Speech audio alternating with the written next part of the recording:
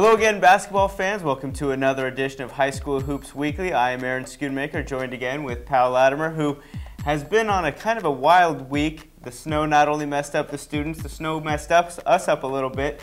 Powell's been trying to play recovery, and I think we're finally caught up a little bit. Let's talk a little bit about the week that was.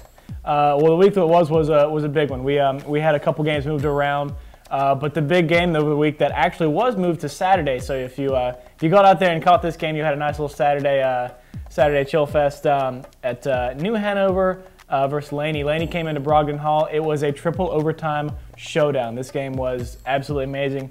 New Hanover knocked off Laney. Laney's undefeated no longer. They're 14-1 on the season. A huge win for New Hanover. Freddie Jackson dropped 22 points in that game and really put the Wildcats on top of the Mid-Eastern. They're 3-0 in the conference now. Laney's 2-1, so a little bit of the shift of the balance of power. We thought Laney was going to be dominant after that Christmas tournament. Not so fast. Right, absolutely. That whole conference is really shaping up well, and I know there were some teams that played in that MLK shootout on Monday that had some storylines to go with it there. Absolutely. There was an MLK shootout out at Union, a really nice event. Union's midway between Fayetteville and Wilmington, which is a great chance for all those good Fayetteville schools. We know how good they are at basketball, to come over and play all the Wilmington schools that we know are good at basketball because we've seen them. The first game that evening, and really the best one for the Wilmington schools, was Hoggard taking on 71st in that noon game. Overtime game. Hoggard couldn't pull out the win, but really the most important thing, according to Brett Queen after the game, was just to get that experience because those teams are going to see these teams again in the postseason. It's good to get a chance to see those guys. That's what you're going to have to face. And I think what Queen's quote after the game was, if this keeps us from losing that fashion in the playoffs, great. New Hanover easily rolling over a Jack Britt team that's a little bit down this year. And Wallace Rose Hill also in that tournament fell to a stunningly good Westover team. If you haven't seen that Westover team, there's a reason Miami University scouts were at that game. Check it out. And also, again, Laney in that Monday game, there was no hangover for Laney in that after a really, they weren't happy with that loss on Saturday, and they took it out on Union. A 35-point win, 76-41 for Laney in that. That's the shootout. Really a nice little event up at Union. And now the Mid-Eastern played pretty well in Union. Let's move over to the Waccamaw a little bit. We have a couple storylines there with some of the Bladen schools. Absolutely. Actually, the big shocker this week really was East Bladen pulling off the upset against North Brunswick, a team that's supposed to be pretty good in the Waccamaw. That's got some really nice pieces. East Bladen hasn't had that much success. They're a little bit down this year. They've got absolutely destroyed at Laney earlier this year. But they pulled out the win, 84-78. 3 East Bladen players scored more than 20 points. And East Bladen came back from a big deficit, scored 32 points to North Brunswick's 14 in the third quarter out there. Big win for East Bladen there. North Brunswick and South Brunswick, 2 teams very good in that conference, kind of middling. Both of them are right around 500. But really the big story in the Waccamaw is Whiteville. They're 10-3 so far this season, 4-0 in the conference. So Whiteville showed up to play this year, and really the Brunswick schools could be a little bit better, but they've blown some early games. Hey, you mentioned the East Bladen boys victory. On the girls' side, the East Bladen girls continue to roll with another big win over North Brunswick last week. Talk a little bit about some of the other girls' storylines we have. Yeah, I mean, first of all, I'm pretty sure that I have a jinx now as a writer because as soon as I wrote about the Ashley girls, we had a nice feature on them. They lost the next 2 games, lost to New Hanover and then lost to up at New Bern earlier this week. So Ashley we thought was going to be a pretty heavy contender. They're still in the thick of the race. Don't get anybody wrong. But the 2 losses are going to hurt in a really competitive Mid-Eastern Conference. Right. Laney, which is projected to be one of the lesser teams in that conference, right now tied for second at 2-1. So anything can happen. But really, Hoggard and New Bern are teams that are 2 teams to look out for. A lot of coaches I've said have been terrified of New Bern. Hoggard beat them earlier when they were missing Mackenzie Edwards and Raven Goodman. So really, it's shaping up to be a toss-up conference. I mean, I couldn't call it right now. I don't think anybody could call it right now. Well, Adrian Gale, when we talked to her a couple weeks ago, said that New Bern team was really good. They're playing that way, and I think you owe her an apology. But for now, let's move on to the Waccamaw.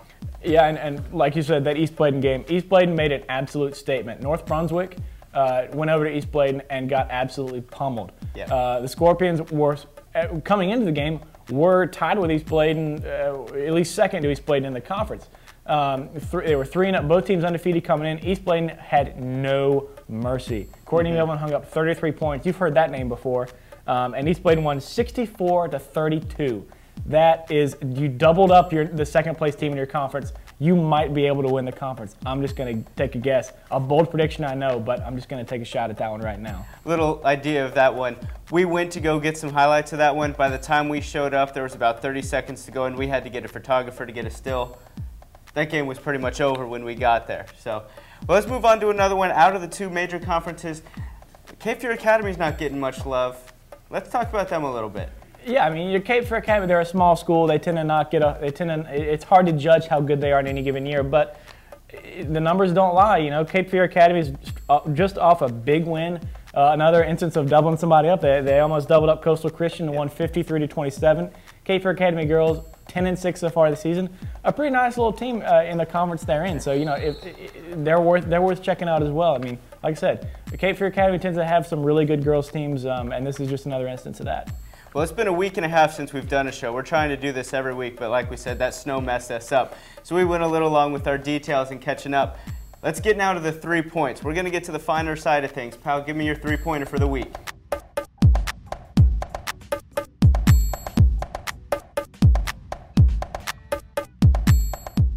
Well, first of all, first point, we really need to take an aside to the refs now. Guys, let them play. The Laney-New Hanover game had almost 75 free throws in that game. That's a little bit too many for any high school game. So, you know, officiating might want to let up just a little bit. That's my personal rant. As nicely as that can be said.